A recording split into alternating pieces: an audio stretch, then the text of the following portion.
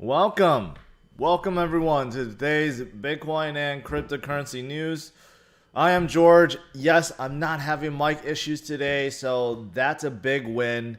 But thanks for tuning in. I thought I would do something special, something that is fun because there are two stocks right now that everyone is talking about. They have just IPO'd and they're making headlines everywhere. So why not steal some of that thunder and compare it to Bitcoin? So today I want to talk about which is more likely to rise 10x or 1000%. Airbnb, DoorDash, or Bitcoin.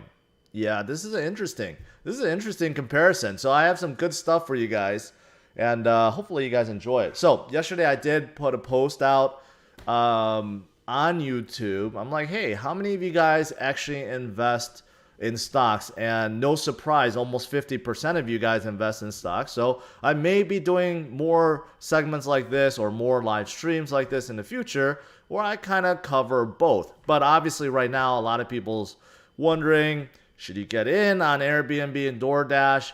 And really, what are their potential? Do they have potential to go up 10x like Bitcoin? Well, I'm going to answer today and give you my opinion on that. All right. Thanks for tuning in, guys. As always, make sure you hit the like, subscribe to the channel if you are new, and hit that notification bell. And in case you didn't see my video from yesterday, late last night, again, I finished late, but I'm glad I did post it. So Congress, at least 4 congresspersons, it's weird to say that, congresspersons, but 3 congressmen and 1 congresswoman actually wrote a letter to Mnuchin to talk about this self-wallet regulation, this rumored one, right? That Brian Armstrong kind of spread out. Still, it's rumor right now, and no one knows if it's true, if Mnuchin is really working to try to block self-hosted wallets. But anyways, Congress people heard about it, and they're saying no. So it's quite interesting. I broke down the letter they actually sent to Mnuchin. So if you haven't watched that video, make sure you do so. And of course, you want to subscribe for more content like that. All right, guys. So those of you guys that's already here, thanks for tuning in. Let's get started. Let's talk about, of course, let's start out with Bitcoin. So 10x, Bitcoin, I'm going to do it in this order. Bitcoin, DoorDash, and then Airbnb. Let's do it that way. All right. But right now, Bitcoin is above 18,000 still, kind of hovering in between this channel between 19.5 and let's just call it 17.7. Pretty consistent, right? Going up and down. We had a little dip here. We know panic selling, but it recovered, and now we're again in this channel, right? And have we seen times where Bitcoin has hovered within a channel? Yes, many, many, many times. Here's one, right? And if you go back, there's many other times. I removed all these lines, so you can't really see. But here's a channel where it goes from 11.9 and 12,000 to 10,000. And then here's another channel. I removed all these lines because I have too many already. Here's another one from 10,000 to 8,000. So is this normal activity? Yes, it is. But can Bitcoin go up 10x from here? Because I think this is one of the fundamental reasons why a lot of people are looking into altcoins, looking at other crypto besides Bitcoin, because I feel like a lot of people look at this number and they're like, it's already at 18,000 or 19,000. There's no possible way that's going to go up 10x from here to 180,000, right? But let me explain why that thinking is wrong, because there's so many people that think I have to put in, I have to get into altcoins because they're the only way that's going to make me money. They're the only way that's going to go up 10x. That is wrong. That's wrong thinking, right? You don't have to buy a whole Bitcoin. I know it's hard to dish out 18,000. You could buy a fractional. You could buy half, a quarter, a third, right? You could buy a tenth, and all that adds up in the long run. All right. So first of all, right now, what we're seeing right now with Bitcoin in 2020, especially the latter half of 2020, is really institutional FOMO. Institutional interest is skyrocketing each and every day and each and every week. And it's very different than all other periods in Bitcoin's past because institutions really did not care and did not take Bitcoin seriously. Now, some maximalists will argue that's a bad thing. Bitcoin was created to, to get away from the people that control the financial system, right? So I guess if you're a Bitcoin maximalist or you're ultra libertarian, you would think of it that way. But for the rest of us, what we want fresh money coming in. We want large amounts of money coming in because those of us that hold Bitcoin will benefit. It's going to drive things up. So first point is institutional FOMO, right? And that is pretty much the main cause right now of Bitcoin's rise. MicroStrategy, I know you guys are probably sick of hearing about them, right? But this is a prime example of something that just did not happen even 2019, even a year ago, 2 years ago, 3 years ago in 2017 when Bitcoin went up, right? And 2013 when Bitcoin went up. These last year to 4-year cycles, you did not hear about publicly traded companies coming out of nowhere that is looking to buy $1 billion worth of Bitcoin and openly admitting it too. That's a big difference. Maybe there was companies that was hoarding back in the day, been dollar cost averaging behind the scenes, but it's not something you have to hide anymore. It's actually popular now to declare that you're buying Bitcoin. So of course, MicroStrategy started with a $250 million buy. That is enormous already. Then followed up with 175, then followed up with 50. So that makes $475 million already. And now they're trying to raise another $550 million. They're going to sell some notes, convertible notes, and they're going to utilize that, of course, to buy more Bitcoin. So Michael Saylor is going all in, like literally all in, betting the farm, because if Bitcoin fails, his company will fail too. He's betting the farm on Bitcoin. That's how much he believes in it, right? And again, this is a publicly traded company that is openly declaring that they're buying Bitcoin. And think about it. If a company like this back in 2017 or 2013 openly declared that they were raising debt to buy Bitcoin, think about how much their stock would be devastated by Wall Street. Like literally every person on earth will try to short that company. And that is no longer the case. MicroStrategy's stock is still skyrocketing. It has more than doubled within the last few months, right? So again, big difference. But going back to my point, they're just like even as large as this is, they're just like a small fish in a gigantic ocean. Okay? This is nothing compared to the family offices, hedge funds, the asset managers, right? These guys, the guys that dominate Wall Street, I mean, MicroStrategy is just a very tiny fish. You guys heard me talk about some of these other companies, and they're all turning bullish on Bitcoin. For example, BlackRock, the largest asset company in the world, they have a ton of investment, ton of assets. Their CIO and CEO both have come out and have warmed up to Bitcoin. They didn't give a full endorsement, but they have warmed up to Bitcoin. The CIO says Bitcoin can replace gold to a large extent. That is enormous, seeing how gold has 9 trillion market cap in total when you're looking at like ETFs and actually gold bars and other like things like options and futures and all that stuff, right? So think about it, right? If Bitcoin can replace a large extent, doesn't have to replace all, just a large extent, let's just say 20%, right? That is enormous, and it could go much higher than that.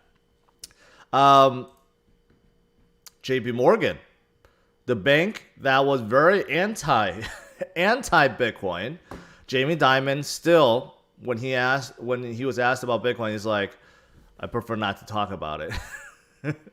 But even they say gold will struggle going forward because institutional investors are flocking to crypto, right? So this basically follows what BlackRock is saying.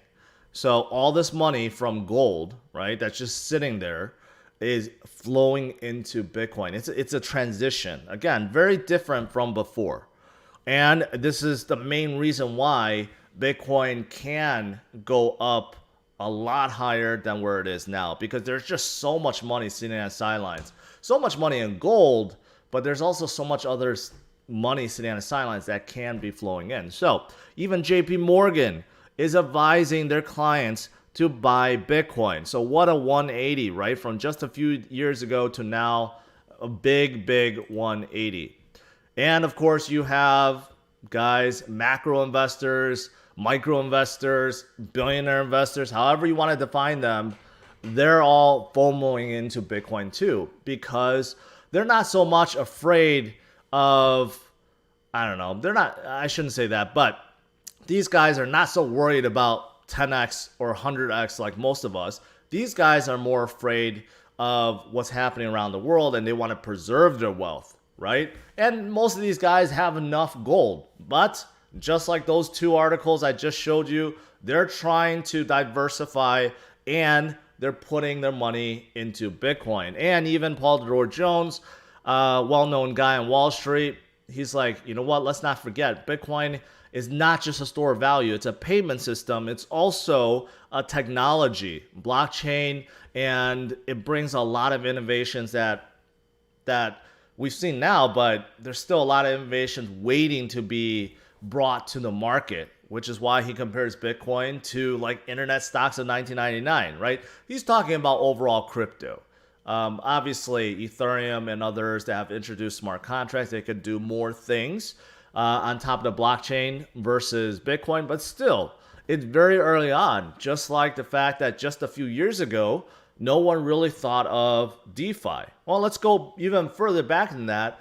When Ethereum was introduced and smart contracts were introduced, everyone just said, yay, we can now program. But no one really thought about raising token offerings, IPOs, right? I mean, ICOs, until it was done and it got popular, right? Now, DeFi is popular. Really, no one thought about DeFi 3 years ago, and look at where it is now, right? It's exploding. Even Fidelity, a big investment firm, has teamed up with BlockFi to offer Bitcoin-based cash loans. That's enormous. So DeFi is also here, right? This is kind of a prime example of, yeah, there is still so much left, and we can't even imagine what's coming next, right? So Bitcoin, also technology. And of course, today, another bank joined in. Morgan Stanley, their chief global strategist, says that Bitcoin is making progress on bid to oust the dollar. So they're not even saying that gold is being replaced by Bitcoin. They're saying the dollar is being replaced by Bitcoin. That's pretty bullish. Here are some, brief quotes. Today, most Bitcoins are held as investment, not used to pay bills, but that is changing. And do not assume that your traditional currencies are the only store of value or mediums of exchange that people will never trust. Tech-savvy people are not likely to stop looking for alternatives until they find or invent one. So, and this is true, right? There's countries right now that is adopting Bitcoin because, first of all, they want to they want to circumvent U.S. Sanctions, but still, there's a lot of countries also adopting their own crypto because they want to get away from the USD, which is the main currency of the world, right? But Bitcoin, makes USD less relevant because when the whole world can transact with Bitcoin, right? That's huge. Like right now, every currency is basically traded based on USD value. Imagine in the future if all currencies, doesn't matter if it's fiat or digital, they're all based on Bitcoin denomination. That's enormous, right? That basically takes away from USD. Now, if you're living in the US, that would probably be a bad thing. I don't know the repercussions of that, but still, it's good for Bitcoin. And finally, another bank, Citibank, out of the blue, declared that Bitcoin can hit 300,000 in 2021. Right? When looking at the charts, I always say I say the same thing. So Bitcoin's potential to go 10x from here, definitely possible, right? With institutions FOMOing in, with large money coming in, with gold being displaced by Bitcoin. I mean, we're talking about so much money out there that could be flowing in.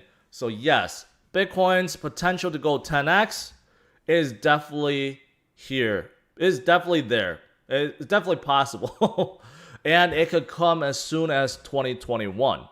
It seems unfathomable right now, but once Bitcoin breaks 20,000 and heads higher, things could go pretty fast. So 2021, right around the corner. We still have 3 weeks left for this year. You know, usually there's a Christmas rally. This year's a little bit different, but we'll see what happens with this Christmas rally leading to next year. It could be tremendous. So does Bitcoin have a 10x potential from here? Definitely. It has more than 10x potential. It has a 20x potential. And if this continues forward and it could actually displace USD and a large amount of gold, then it could go even much higher.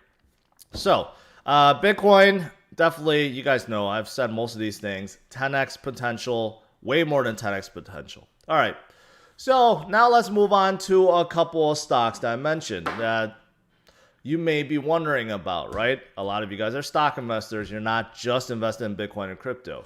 So let's look at DoorDash. And I was asked specifically this by a lot of people in the chat yesterday, specifically Low Roller. What are my thoughts about DoorDash? Okay, me personally, and I think a lot of you guys will agree with this, staying so much time at home, and now with restaurants being locked down again, DoorDash is the best invention ever. Okay, it's the best service ever. You could literally get any food delivered to your door practically for nothing. You pay a small fee, but if you sign up for DoorDash's like subscription thing, all deliveries are free above $12. And it not only helps consumers consume food, but it also helps the restaurants stay alive, because all these restaurants that are closed, they're basically dead. And deliveries through DoorDash and other services are the only thing that's keeping them alive, right? So this serves a purpose on both sides. I have a friend, a very good friend. He owns a restaurant and he's about to close it. But I mean, there's literally no one coming in because of what's going on, right? So they're surviving based on this. So obviously DoorDash is trying to take advantage of the situation right now, right? They know that they're so needed right now. They own over 50% of the market share. So they decided to go IPO. And yesterday they jumped up about 90%. They opened up around, I think, $80 or $90. And then they jumped up, as you can see, minus 14 now. Yesterday it jumped up to 190. So they probably jumped up over 100% yesterday. Now coming back down a little bit. However,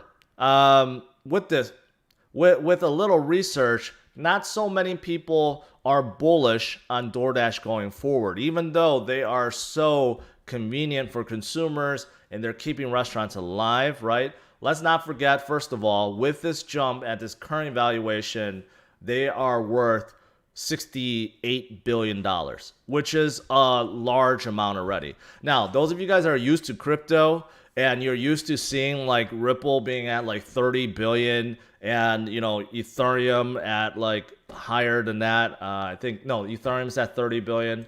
Let's just bring it up. Because crypto evaluation and real world evaluation is two very different things. I was right. So if you're used to seeing Ripple at 26 billion and Ethereum at 63 billion, then you probably look at Dash and you're like, oh, what's the big deal at 68 billion evaluation?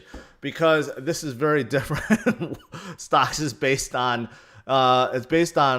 price to earnings or also growth, right? True growth, user adoption, or future potential, or a combination of all three, right? In crypto land, it's basically all speculatory guessing, right? If DoorDash actually came out with a token and actually called it Door or Dash, it'll probably be worth more than Bitcoin in crypto prices. But that's another story. But anyways, they are worth already $70 billion, but not everyone is so bullish on DoorDash, and that's because they've been losing money left and right, nonstop.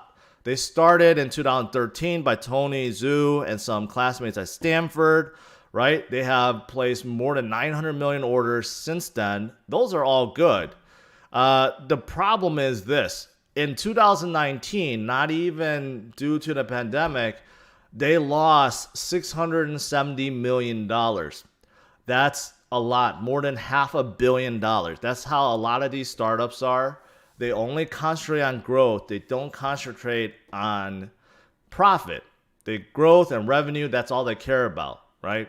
So in the first 9 months of 2020, they lost 149 million. That's not good either, right?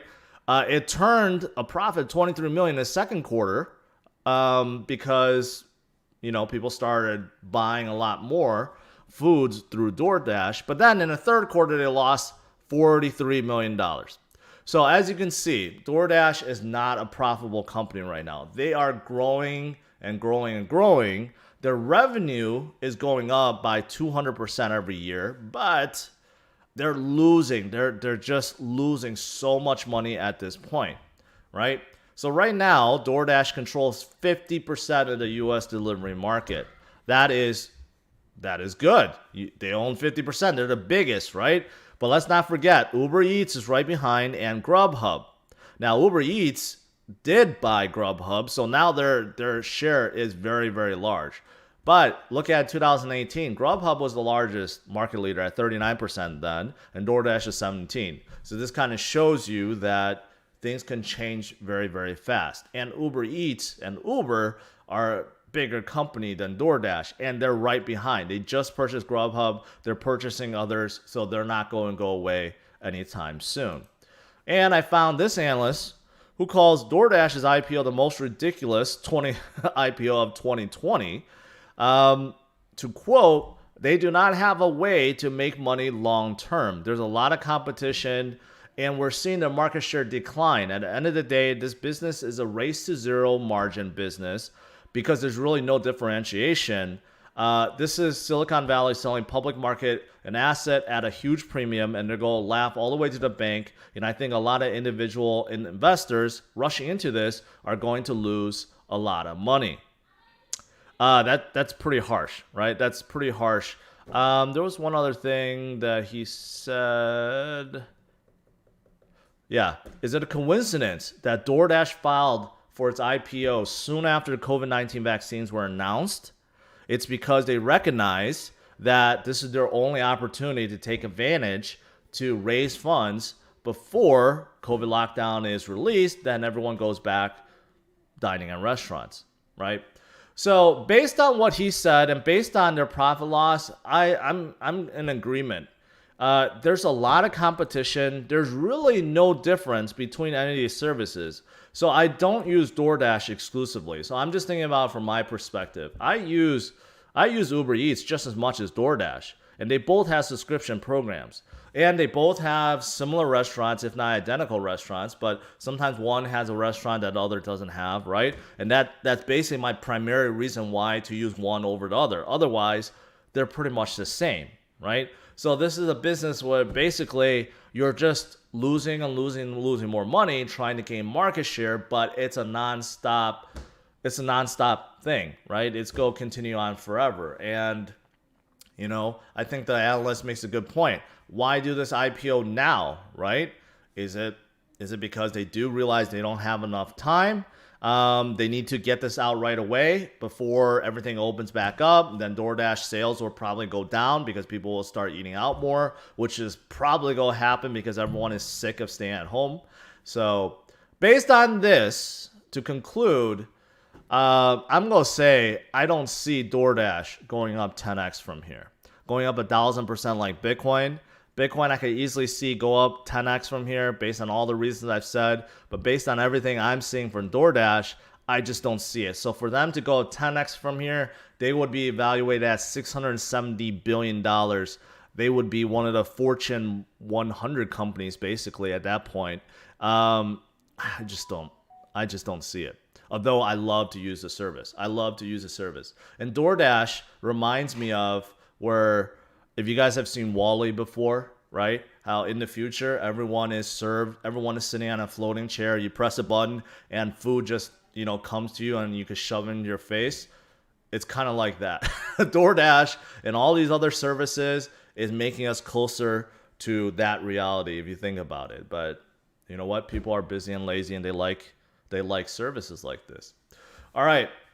So, what's next? Let's talk about Airbnb. Airbnb is set to go live today. They did not release yet. It's not open for trading yet, but they're anticipated to top over $100 billion, as high as 150 per share, way above the 68 IPO price. So just like DoorDash yesterday, they opened up at like $80 or $90 and they jumped up to almost 200. So analysts are predicting the same thing, that once Airbnb starts trading, supposedly at $68, it could jump up as high as $150. So their evaluation is supposed to be at $47 billion, but if it goes up to $150 a share, they would climb up past DoorDash and already be evaluated at $100 billion. Now, can they go 10x from there? Can they go up to $1 trillion? That would really make them like a Fortune 20 company. There's not a lot of companies, it's probably even less than 20. There's not a lot of companies that is evaluated above $1 trillion. Now the big tech companies, of course, Apple, Amazon, Google, they are. Microsoft, I don't know if I said that, but everyone else like Facebook and stuff, they're not even at $1 trillion.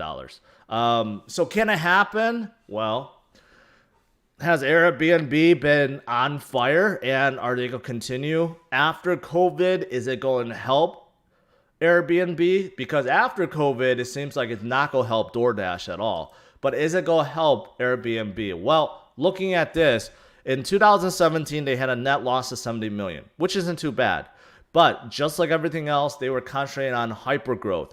So they lost $675 million in 2019 on a revenue close to $5 billion. So again, they're just hemorrhaging money at this point.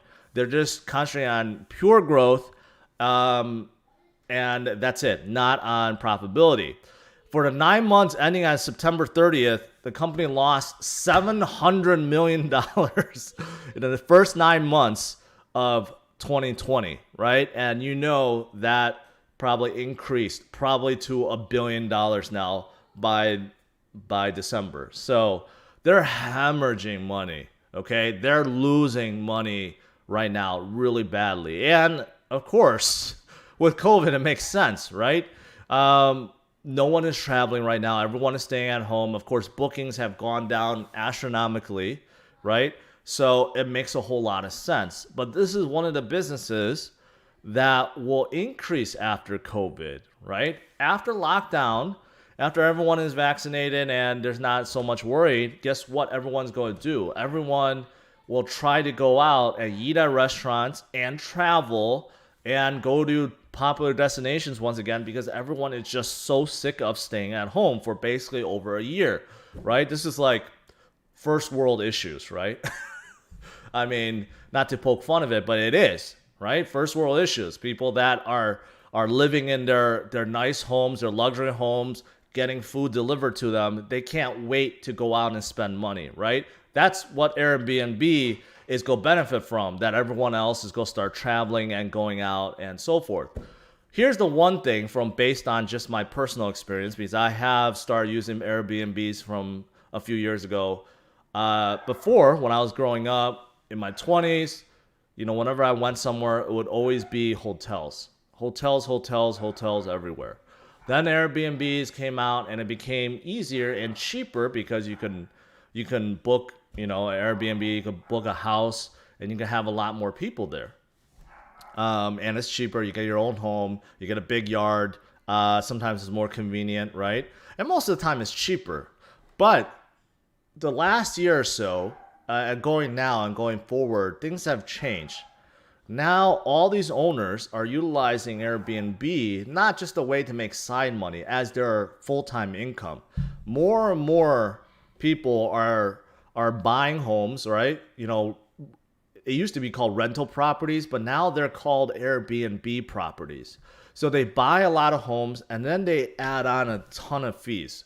So maintenance fee is one of them and cleaning fee, right? So now when you book and you look at the price and you're like, oh, it's very cheap.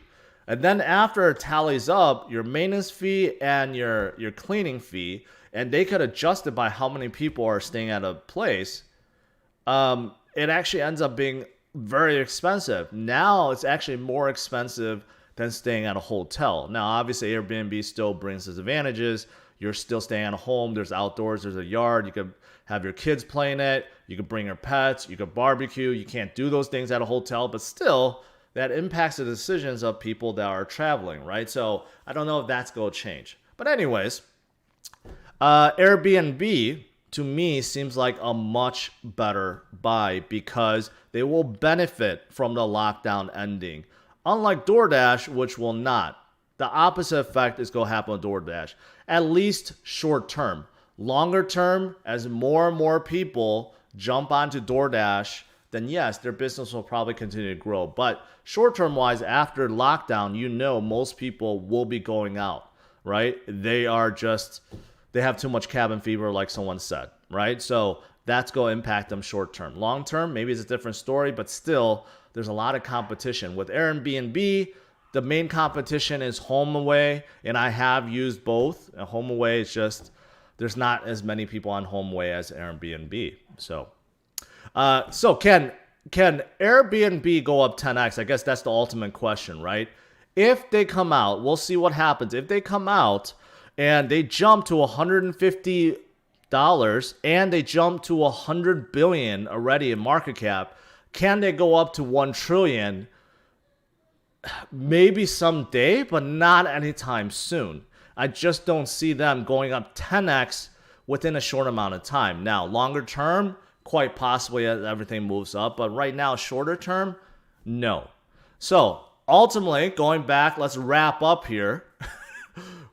So out of the three, Bitcoin, Airbnb, and DoorDash, which one is going up 10x? Which one is a better buy? Which is more likely to go up 10x? I think you guys know the answer. In my opinion, it's definitely Bitcoin. Bitcoin definitely has a much greater chance to go up 10x within a shorter amount of time than DoorDash or Airbnb. And DoorDash, I don't even know. Going long term, it's kind of still iffy at this point. Airbnb, long term, I don't think anything's going to happen to them. But since they're evaluated so high, it's going to be hard for them to continue forward. But you never know. You never know. And you don't have to pick one or the other. That's the beauty. I think a lot of people get caught in this. Like you have to put your money in one or the other. You could diversify and put your money in all three if you choose to do so. But that's my opinion. Hopefully you guys enjoyed that, right? Lastly, before I get into Q&A, I just want to announce I did talk to Nulls. So we're partnering up, at least short term, and this could be a longer term partnership. So Nulls, I've been telling you guys, there's a lot of stuff going on with Nulls, and they want me to share it. So I will be doing so. They already announced it. So starting with Monday, the 14th, 21st, and 28th, during my live streams, those are Mondays, in case you're aware, I will be talking about Nulls and doing in-depth segments on different parts of Nulls. So I didn't want to announce that. For those of you guys that are still Nulls deep and you want to know more about it, a lot of things have happened. A lot of things have happened over the last 3 years. So quite exciting. All right. So now I'll turn it back to you guys. Let's do some Q&A.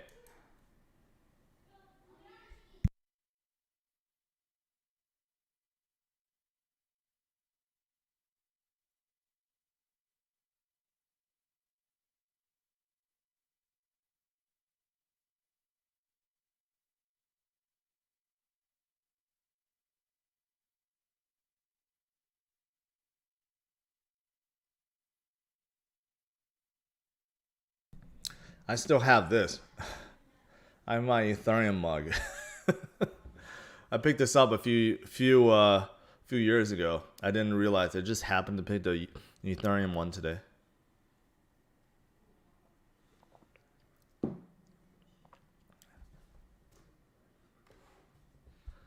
DocuSign, I know who they are, but I don't know how big of a business that is. See, like, that's interesting. There is another one. I think Roblox IPO will be huge, but they haven't announced the official date yet. When that comes out, I'm gonna talk more about it. But I know all the kids, every kid out there is playing Roblox, so that is huge. It's kind of like Minecraft. But Minecraft never did IPO, just sold to Microsoft. Had they gone IPO, I think they would have made a ton more money. Miguel, should you buy Bitcoin? Yes, you should. Yes, you should. But with that question, you probably don't know too much about it. It sounds like, or you do. But Bitcoin, right now, Bitcoin is hovering in this channel, right? I started this stream saying that 19.5 to 77, that is fine. Okay, that is fine. Plenty of times it has stuck in a channel, is waiting to go up. Now, there's always going to be FUD. There's always going to be articles or people that are coming out saying stuff that will drive it down. But as we've seen for the last 3 years, nothing could really hold down Bitcoin. There could be short-term volatility. There could be short-term drops like this. No one really knows what's coming. So the name of the game is simply to dollar cost average, spread out your buys, buy over the long haul, and take advantage when there are dips. And simply hodl. That's it. Simply hodl. Everything I've been telling you guys about institutional FOMO, that is still on track. It's still true. That has not gone away, right? And this is before retail FOMO hits. Let's not forget, retail FOMO didn't really hit yet. And when that hits and gets added on top of institutional FOMO, that's when 2021 will act very much like 2017, I should say.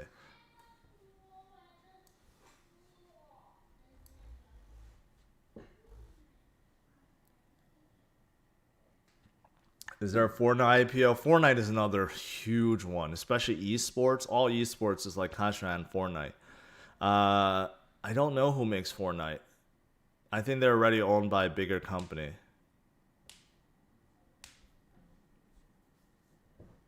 I mean, Wally is a really good predictor of humanity. Like, you know, in terms of how we're polluting the earth.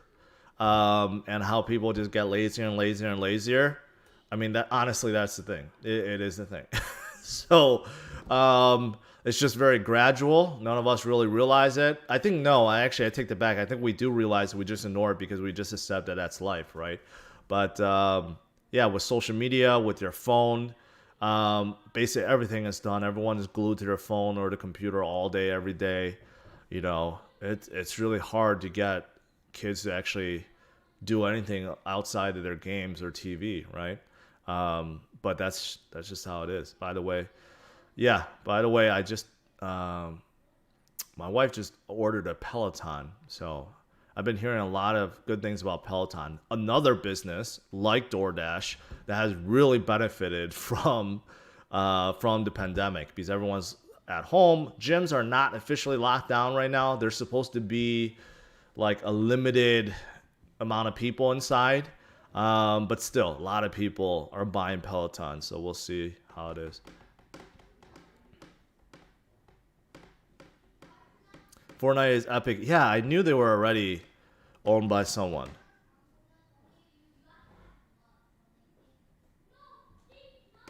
I might buy the Roblox IPO once it comes out. And I have to see how high it's evaluated.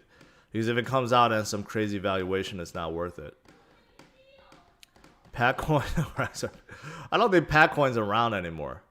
I mean, they try to legitimize themselves, but, you know, it's just a little bit too late. Oh, they renamed themselves to Pac Global?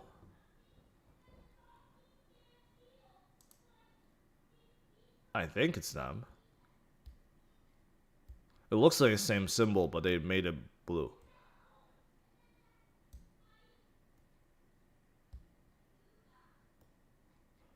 It looks like a pretty good site. I don't know if this is actually the same company. Maybe not. Where's the marketing guy I was talking to before? No, I don't think this is the same company. Maybe it is. Maybe someone else took it over, but yeah, I don't hear anything about it.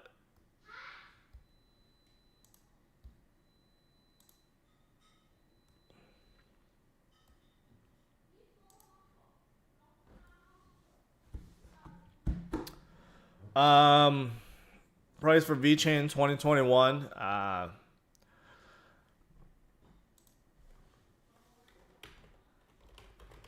Let's see. You know, I don't like answering questions like that anymore. Although everyone keeps asking it, but you know, right now it really depends, okay, on how high Bitcoin goes, right? And a lot of people make predictions, but you know, until it happens, it's just a prediction. So don't just bet your money on it. VeChain is at 25 right now. I think they're going to be in top 10 for sure.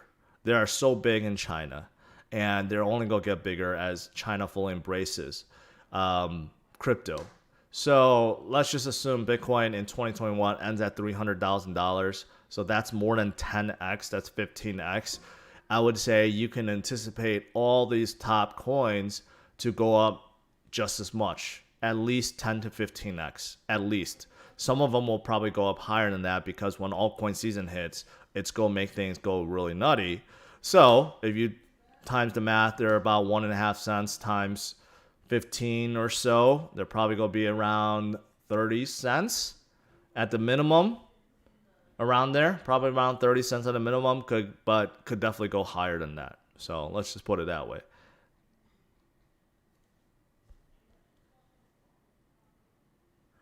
Am I buying the dips or holding? I have bought dips and I have put myself on a schedule. So it's a combination of both, but very small amounts versus what I have already. So, but I did say that I was going to stay dedicated, set myself on a schedule, try to always just pick some up when I can, right? But obviously if there's big dips, I'm going to take advantage too.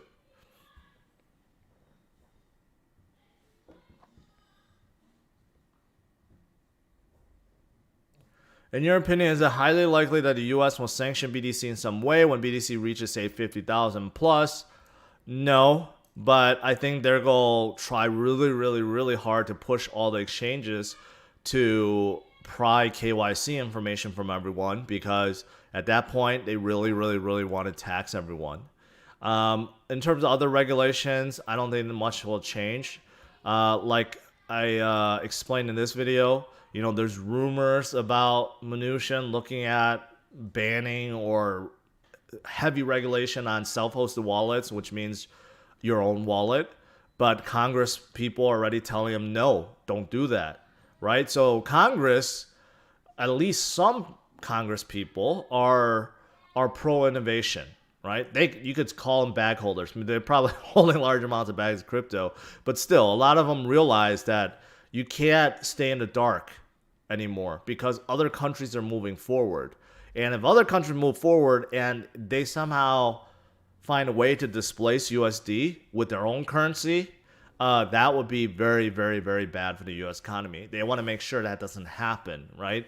So they have to follow suit. They have to make sure that innovation continues forward. And the future companies of the world, the future tech companies, are still American companies, right? Like the Amazon and Google and Microsoft and Facebook, even though these are some of the most hated companies out there, but still, they're the biggest tech companies in the world, and they're all American companies. So the U.S. Has to think about the future. So I don't think there'll be any heavy regulation to try to shut it down or anything, if that's what you're asking. But I think there's going to be a lot more emphasis on figuring out who's using exchanges, who's onboarding, offboarding, who's making profits, and they want to definitely tax them.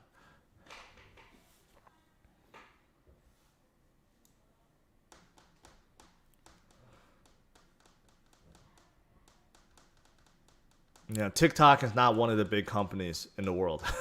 That's why I didn't say them. Well, Trump will be gone in a month, and so would Mnuchin. So they're not going to be doing anything. However, now everyone is saying that Trump is trying to go run again in 2024. So we'll see what happens. If he gets reelected, maybe then something will happen, but who knows? In 2024, in 4 years from now, Bitcoin could be at $500,000 at that point, right? It's just too late to shut it down or try to do anything. It's more about embracing and helping it grow at that point. All right, guys, I'm gonna let you guys go. So hopefully you guys enjoyed that today. Something a little bit different. Which is a better buy? Which is more likely to go up 10x? Bitcoin, DoorDash, or Airbnb, right? In my opinion, it's definitely Bitcoin based on all the things I've said.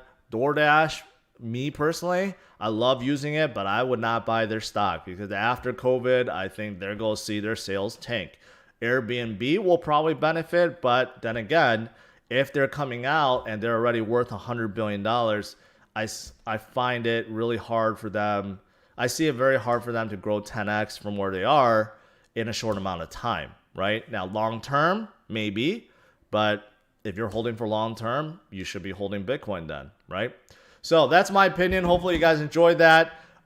Make sure you hit the like, smash up the like, subscribe to the channel, and hit that notification bell. And make sure you stay tuned because I do have a lot more segments. I've been posting one pretty much every night for the past week now, and they have been doing good. So hopefully you guys continue to watch those. All right, guys, that's it. Take care. Bye-bye.